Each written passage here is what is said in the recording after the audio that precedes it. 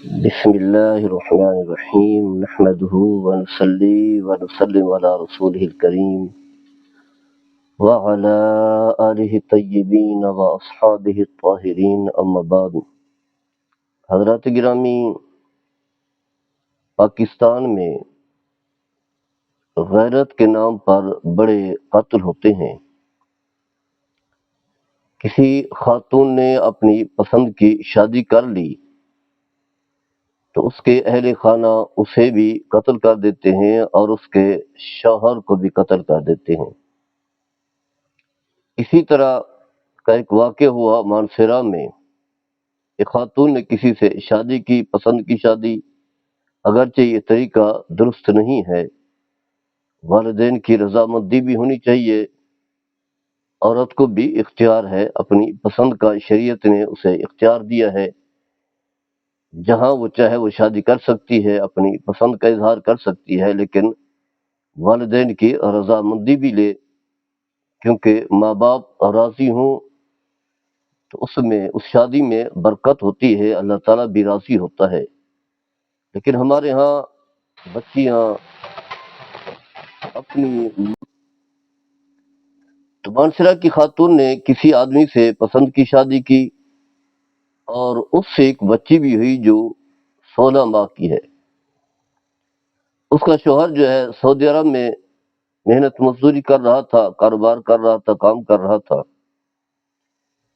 اب کیونکہ اس کا یہ عمل اس کے اہل خانہ کو پسند نہیں تھا تو اس کے اہل خانہ نے اس بچی کو بھی، یعنی اس لڑکی کو بھی جس نے اپنی پسند کی شادی کی، اور اس کی جو چھوٹی بیٹی ہے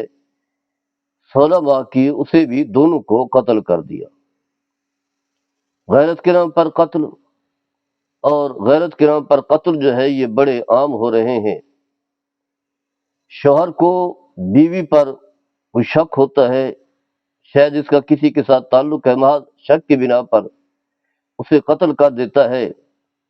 باپ کو بیٹی کے بارے میں کوئی شک ہوتا ہے تو اسے قتل کر دیتا ہے، بھائی کو بہن پر کوئی شک ہوتا ہے تو اسے قتل کر دیتا ہے، ماموں کو بھانجی پر، چچا کو بھتیجی پر۔ تو عام طور پر جو غیرت کے نام پر قتل ہوتے ہیں وہ عورتوں کا قتل ہوتا ہے۔ کبھی یہ نہیں ہوتا کہ مرد بھی، ان پر بھی شک ہو سکتا ہے، شک ہونا چاہیے، وہ بھی گناہ کے مرتکب ہوتے ہیں، ہو سکتا ہے گناہ کے مرتکب ہوں، یعنی شک ان پر بھی ہو سکتا ہے، جس طرح خواتین پر ہوتا ہے اسی طرح مردوں پر بھی ہوتا ہے۔ لیکن کبھی یہ نہیں سنا کہ عورت نے، یعنی بیوی نے، شک کے بنا پر شوہر کو قتل کر دیا ہو، بہن نے بھائی کو قتل کر دیا ہو، بھانجی نے مام کو قتل کر دیا ہو، بھتیجی نے چچا کو قتل کر دیا ہو، بیٹی نے باپ کو قتل کر دیا ہو۔ ایسا نہیں ہوتا، اور اگر ہوتا ہے تو یہی کہ باپ جو ہے بیٹی کو قتل کر دیتا ہے، اسے کہا جاتا ہے غیرت کے نام پر قتل۔ تو واضح ہے قتل جو ہے وہ تو حرام ہے، کسی صورت میں جائز نہیں ہے، چاہے وہ غیرت کے نام پر ہو، چاہے کوئی بھی مقصد ہو۔ چند صورتیں ہیں جہاں شریعت نے قتل کرنے کی اجازت دی ہے، اس کے علاوہ جو ہے کسی صورت میں کسی کو قتل کرنا گناہ ہے، کبیرہ ہے، چاہے وہ بیٹی ہے، بیوی ہے، بھانجی ہے، بھتیجی ہے، چاہے شک ہے، یہاں تک کہ اگر یقین بھی ہے کہ بیوی کا کردار درست نہیں ہے، بیٹی کا کردار درست نہیں ہے، بھانجی کا کسی کے ساتھ تعلقات ہیں، بھتیجی کے کسی کے ساتھ تعلقات ہیں، پورا یقین بھی ہو، گواہ بھی ہوں، سارے ثبوت بھی موجود ہوں، تب بھی کسی کو قتل کرنے کا حق حاصل نہیں ہے۔ اس حوالے سے بھی شرعی اصول موجود ہیں، شرعی قوانین موجود ہیں، شرعی احکام موجود ہیں۔ شریعت کے دامن کو تھامے رکھیں اور اس کے مطابق جو ہے فیصلہ کریں، اس کی برکات بھی ملیں گی، اللہ بھی راضی ہوگا، اللہ کے حبیب صلی اللہ تعالی علیہ وسلم بھی راضی ہوں گے، اور اس کے ساتھ ساتھ وہی شخص جس نے شریعت کا دامن تھاما، اس کے مطابق آگے فیصلے کروائے، تو اسے بھی قلبی سکون بھی ملے گا اور اسے کسی قسم کی کوئی پریشانی بھی نہیں ہوگی، اور جسے سزا دی گئی ہے شریعت مطہرہ کے مطابق وہ بھی واضح ہے، اسے اطمینان ہوگا کہ میں نے یہ جرم کیا ہے، میں نے یہ غلطی کی ہے، میں نے یہ گناہ کیا ہے جس کی مجھے سزا مل رہی ہے، تو اسے بھی اس چیز کا احساس ہوگا۔ تو پہلی بات تو یہ ہے کہ قتل حق جو ہے حرام ہے، گناہ کبیرہ ہے، بلکہ اکبر القبائر میں سے ہے، یعنی سب سے بڑے جو گناہ ہیں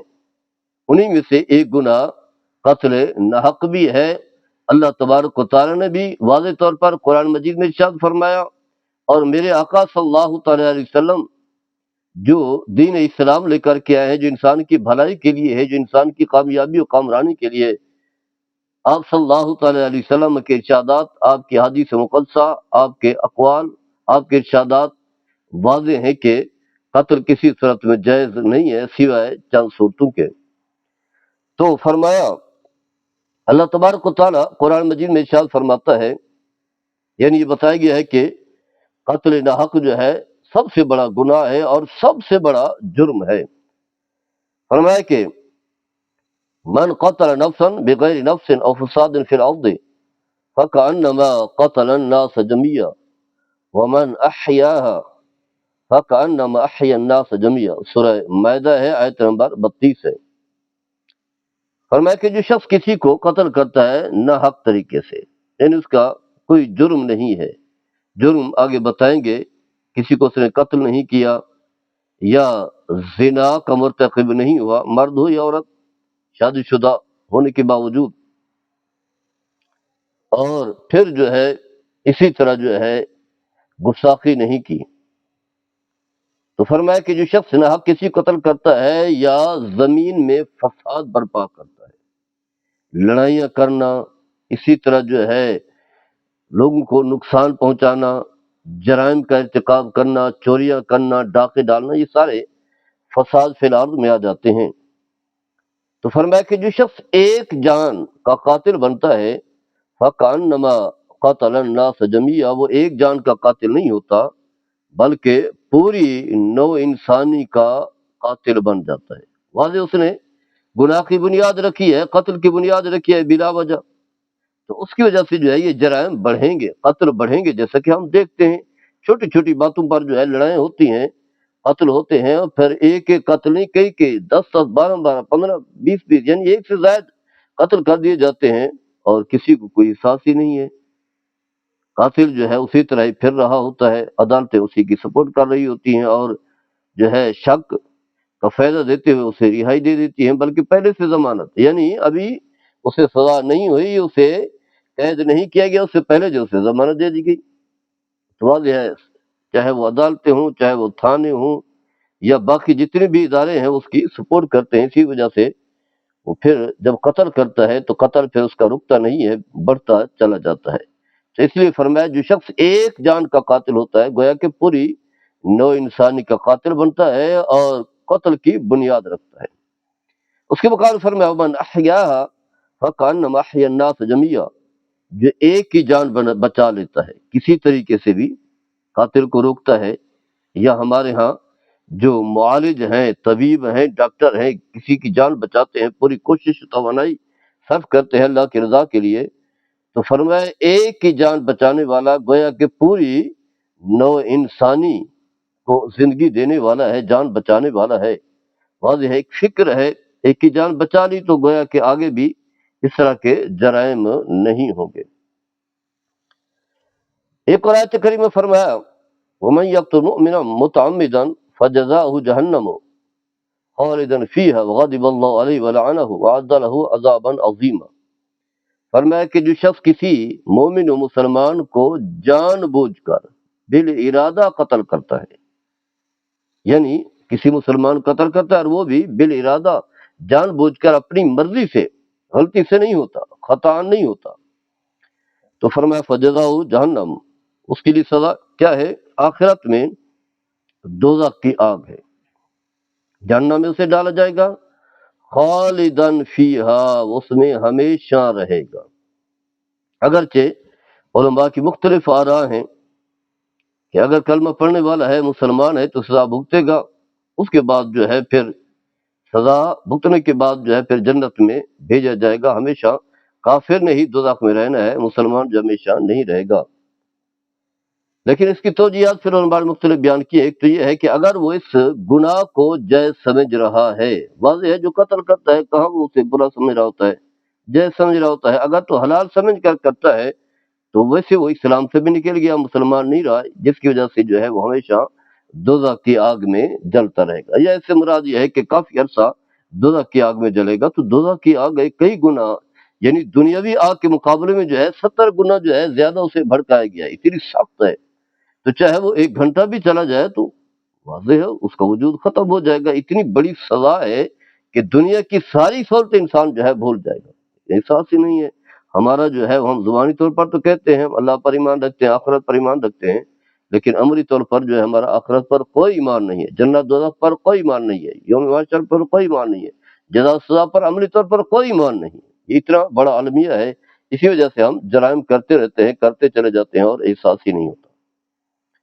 تو ایک تو یہ ہے ہمیشہ دوزخ کی آگ میں جلے گا، دوسرا یہ ہے کہ وغضب اللہ علیہ، اللہ بھی اس پر غضبناک ہے، اللہ بھی ناراض ہے۔ اللہ ناراض ہو جائے تو اس سے بڑھ کر کے اور کیا سزا ہو سکتی ہے، اس سے بڑھ کر کے اور کیا بدنصیبی اور بدبختی ہو سکتی ہے کہ اللہ ناراض ہو گیا۔ اور دوسرا فرمایا کہ ولعنہ، اللہ کی اس پر لعنت ہے۔ لعنت کا معنی یہ ہے کہ اللہ کی رحمت اس پر نہیں آئے گی، ملعون شخص ہے، اللہ کی رحمت سے دور ہے، اللہ کے فرشتے رحمت لے کر کے اس کے پاس نہیں آئیں گے، اللہ کی رحمتوں کا نزول نہیں ہوگا، جس گھر میں رہے گا وہاں برکتیں نہیں ہوگی، رحمتیں نہیں ہوگی، بلکہ لعنتیں ہی لعنتیں پڑیں گی۔ اور پھر فرمایا کہ اللہ نے اس کے لیے ایک بہت بڑا عذاب بھی تیار کر رکھا ہے، عذاباً علیم، عظیم، بہت بڑا عذاب۔ سورہ نساء کی آیت نمبر 93 ہے، یعنی اتنی بڑی سزائیں ہیں۔ ایک مومن کے قتل کی سزائیں کیا ہیں؟ ہمیشہ دوزخ کی آگ میں جلے گا، اللہ ناراض ہے، اللہ کے اس پر لعنت ہے، اور الگ بھی اللہ تعالیٰ نے اس کے لیے ایک بہت بڑا عذاب تیار کر رکھا ہے۔ تو اب انسان کو سوچ لینا چاہیے کہ چھوٹی باتیں ہوتی ہیں، چھوٹے چھوٹے اختلافات ہوتے ہیں، اگر اختلافات ہوں تو اختلافات کو حل بھی کیا جا سکتا ہے، لیکن ہم یہ بھی نہیں دیکھتے یہ بیٹی ہے، بیٹی کا رشتہ ہے، خون ہے، تو اگر کہیں غلطی ہوئی ہے تو غلطی کی سزا شریعت مطابق مطابق جو ہے دلوائی جائے۔ اگر شک ہے تو شک سے تو سزائیں نہیں ہوتی ہیں، قتل نہیں ہوتا، شک سے تو احکام شریعہ نہیں ہوتے جب تک کہ یقین نہ ہو۔ حضرت انس بن مالک رضی اللہ تعالیٰ عنہ حدیث کے راوی ہیں، اور یہ صحیح بخاری کی حدیث ہے۔ نبی کریم صلی اللہ تعالیٰ علیہ وسلم نے فرمایا اکبر القبائر الاشراک باللہ وقتل النفس وعقوق الوالدین وقول الزور او قال وشہادۃ الزور۔ فرمایا کہ سب سے بڑا گناہ، یعنی اکبر اسم تفصیل کا صیغہ ہے، جیسے ہم کہتے ہیں اللہ تعالیٰ کی تعریف و توصیف کرتے ہیں اللہ اکبر، اللہ سب سے بڑا ہے، تو ویسے ہی باقی بھی عزت والے ہیں، اللہ نے سب کو عزت دی ہے، انبیاء ہیں، بڑے مقام مرتبے والے ہیں، صلحاء ہیں، لیکن فرمایا اللہ سے بڑھ کر کے کوئی بھی نہیں ہے، اللہ سب سے بڑا ہے۔ اس لیے ہم نماز شروع کرتے اس وقت بھی کہتے ہیں، اور رکوع کی طرف جاتے ہیں، پھر سجدے کی طرف جاتے ہیں، اسی طرح جو ہے اللہ تعالیٰ کی تعریف و توصیف کرتے ہیں۔ تو یہ لفظ کیا استعمال ہوا ہے؟ اکبر، یعنی سب سے بڑا گناہ، گناہوں میں سے قبائر، کبیرۃ کی جمع ہے، سب سے بڑا گناہ۔ فرمایا کیا ہے؟ اللہ کے ساتھ کسی کو شریک ٹھہرانا، یعنی اللہ جیسا جو ہے کسی کو ماننا، ذات میں، صفات میں، افعال میں، احکام میں، اسماء میں اللہ جیسا کسی کو ماننا، یہ شرک ہے۔ ایک ہے شرک کی حقیقی تعریف، دوسرا یہ ہے کہ کسی کی تعظیم کرنا، اہل اللہ کی تعظیم کرنا، انبیاء کی تعظیم کرنا، اولیاء کرام کی تعظیم کرنا، یہ شرک نہیں ہے، یہ اللہ کا حکم ہے۔ تو ہمارے ہاں یہ معاملات جو ہے گڑبڑ کر دیے جاتے ہیں۔ تو شرک فرمائے کہ سب سے بڑا گناہ ہے۔ اور دوسرا فرمایا قتل نفس ہے، کسی کو قتل کرنا، چاہے وہ مسلمان ہو، غیر مسلم ہو، کوئی بھی ہو، قتل نہ حق یہ بھی گناہ کبیرہ ہے۔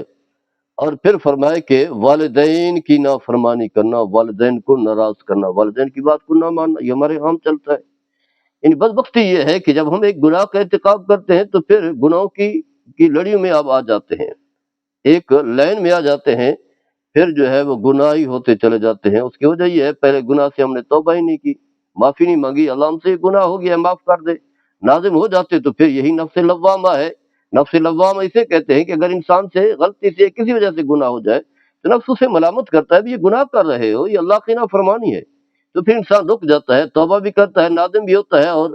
جو ہے رک بھی جاتا ہے۔ اس کا فائدہ یہ ہوتا ہے پھر دوسرے گناہ کی طرف جو ہے انسان نہیں پڑتا۔ لیکن ہمارے ہاں پھر جب ملامتی نہ ہو، احساس بھی نہ ہو، ندامت بھی نہ ہو، توبہ بھی نہ ہو، اور پھر جب لوگ جو ہے اسے تعریف کر رہے ہیں، کیا کمال کا آپ نے کام کیا ہے، قتل کر دیا ہے، اس کا یہ جرم تھا، یہ تھا، وہ تھا۔ فرمایا اسی طرح والدین کی نافرمانی بتا رہا تھا تیسرا گناہ جو سب سے بڑا گناہ ہے۔ دوسرا چوتھا فرمایا کہ جھوٹی بات، جھوٹ بولنا جو ہمارے عام چلتا ہے، چھوٹی چھوٹی باتوں پر، چھوٹے چھوٹے فائدوں پر بسا اوقات فائدہ بھی نہیں ہوتا تو جھوٹ ہم بول دیتے ہیں۔ یا فرمایا کہ کہیں ہے کہ جھوٹی گواہی دینا، عدالتوں میں عام پھر رہے ہوتے ہیں جھوٹی گواہی دینے والے، تو یہ گناہ کبیرہ ہے۔ سب سے بڑے گناہ ان میں سے کیا ہے؟ قتل نفس بھی ہے۔ صحیح بخاری میں ہے، اس کے راوی جو ہے حضرت عبداللہ بن عمر اور رضی اللہ تعالی عنہما ہیں، فرماتے ہیں کہ نبی کریم صلی اللہ تعالی علیہ وسلم نے فرمایا لا یزال المؤمن فی فسحۃ من دینہ ما لم یصب دما حراما۔ فرمایا کہ مومن جو ہے ہمیشہ دین کے اندر رہتا ہے، دین کے اعزاز میں رہتا ہے، دین کی کامیابی میں رہتا ہے، جب تک کہ کسی کا محترم خون نہیں بہاتا۔ یعنی وہی قتل ناحق جسے ہم کہتے ہیں، ہر مسلمان کا خون جو ہے قیمتی ہے، محترم ہے، حرمت والا ہے۔ خود نبی کریم صلی اللہ تعالی علیہ وسلم نے حجۃ الوداع کے موقع پر یہی فرمایا کہ مسلمان کا خون، اس کی عزت و آبرو اور اس کی جان مال جو ہے وہ محترم ہے۔ تو فرمایا کہ جب تک کہ انسان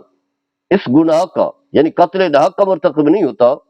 اس وقت تک جو ہے دین کی برکات میں، دین کی وسعت میں اور اس کی فراخی میں رہتا ہے۔ جو ہی گناہ کا ارتکاب کرتا ہے تو پھر جو ہے وہ گویا کہ دین جو ہے اپنا سایہ اٹھا لیتا ہے، اللہ اپنی رحمت اٹھا لیتا ہے، پھر ایک جرم کی وجہ سے جو ہے کئی گناہوں کی طرف جو ہے بڑھتا چلا جاتا ہے۔ یعنی اور کوئی وقت نہیں ہے۔ ان اکرمکم عند اللہ اتقاکم، اللہ کیا جو زیادہ تقوی والا ہے وہی زیادہ محترم ہے۔ تو فرمایا کہ مسلمان کا خون جو ہے وہ معصوم ہے، کسی صورت میں اس کا قتل جو ہے وہ جائز نہیں ہے۔ ہاں اگر جو ہے وہ اس طرح کے جرم کا ارتکاب کرتا ہے جس کی وجہ سے شریعت اس کے لیے اس کے قتل کا حکم دیتی ہے، جیسے قصاص ہے،